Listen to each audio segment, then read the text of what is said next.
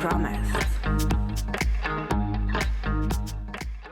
Hello and welcome to today's new quick comparison. In this quick comparison we will be comparing the Devialet Silver Phantom against some completely self-made speakers, which you can see over here, powered by the amp over there.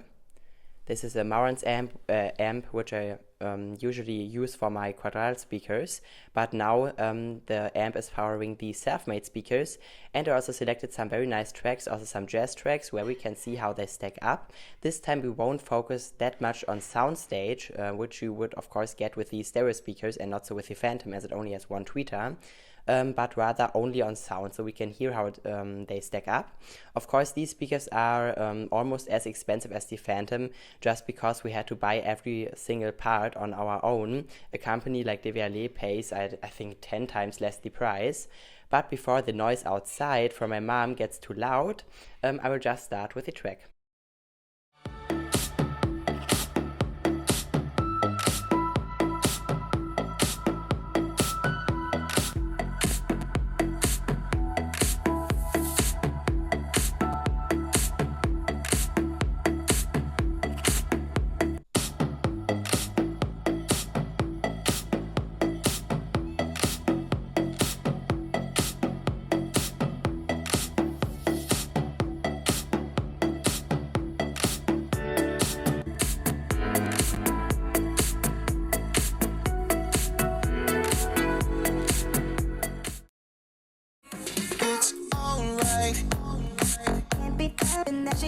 Say alright.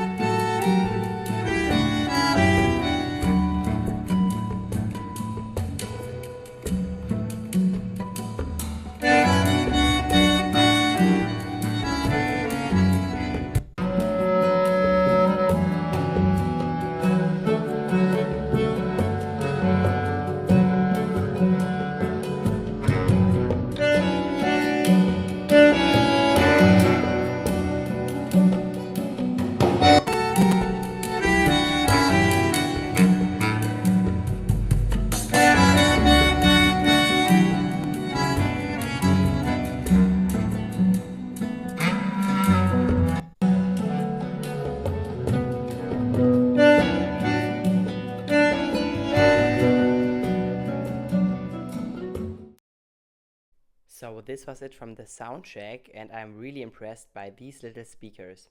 I think this is one of the most interesting and complicated sound comparisons on this channel here, as the Phantom is something completely different than these. The Phantom just is a all-in-one system which sounds very nice, but I think they also focused more on mainstream, so the treble isn't as extended as on these little speakers. I mean, they have so much resolution. It is like if you switch to them with these classical tracks, or especially with the last track, it is like you take away a couple from the Phantom. It is just amazing.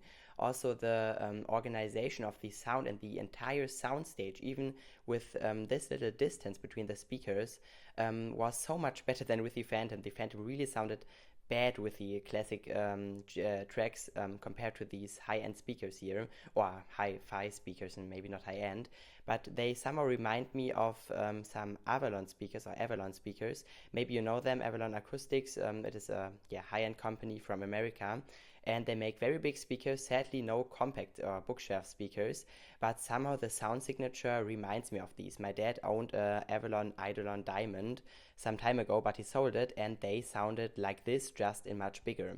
Very nice. The Devialet Phantom sounded somehow off with the classical tracks, as it just couldn't provide this resolution. Also, the mids were somehow empty.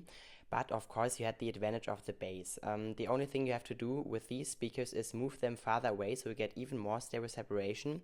Maybe get a stronger amp, but I don't think so. I think this amp is perfect for these.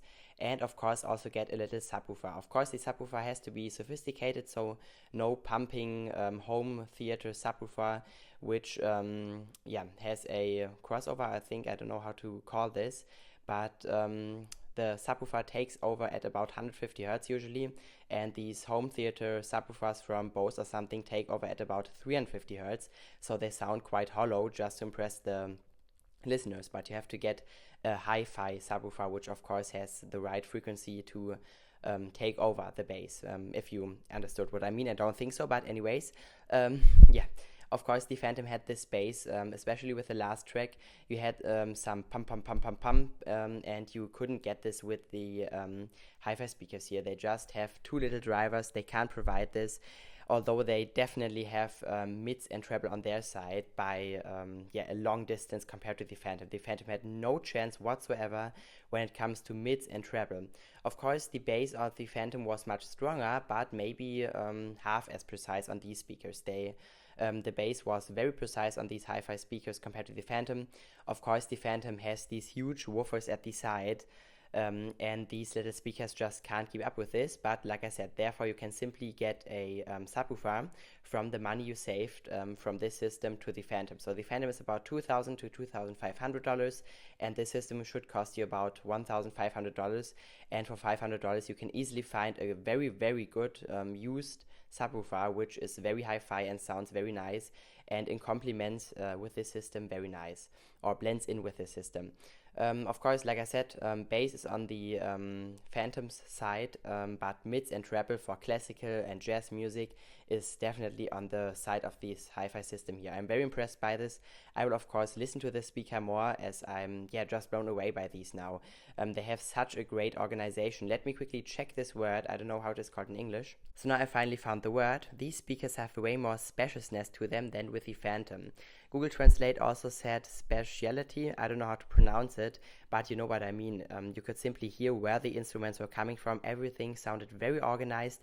I think you could even hear better where the instruments coming from on these speakers than on these rather big hi-fi speakers, which is of course very impressive for such a little self-made speakers. Of course, please don't hate on the Phantom in the comments. The Phantom performed much better all around with not with jazz tracks, with hip-hop or bass-heavy tracks. This bass punch was just a little bit missing from these. Like I said, 2 tips for these speakers: just place them farther away so you get even more stereo separation and spaciousness, and also get a little subwoofer. Maybe you can also build a hi-fi subwoofer on your own. It is very easy. But then you get an entire system also with this bass punch. Of course, especially with the last track, you had this pum, which you could hear way nicer with the Phantom, as these simply can't produce these deep bass notes. But like I said, therefore you have to get a subwoofer. Of course, it would be interesting for me to know, how do you like the comparison and how do you like these speakers? Maybe you can also say which one you like more. And yeah, until then, maybe we will see us in the comments. Until then, have a great time. I hope you liked the comparison. If you did, please leave a thumbs up. If you didn't like it, please leave a thumbs down. And yeah, no, don't leave a thumbs down. Write some constructive critics in the comments and don't leave a thumbs down. Great. Okay, until then, have a great time and bye bye.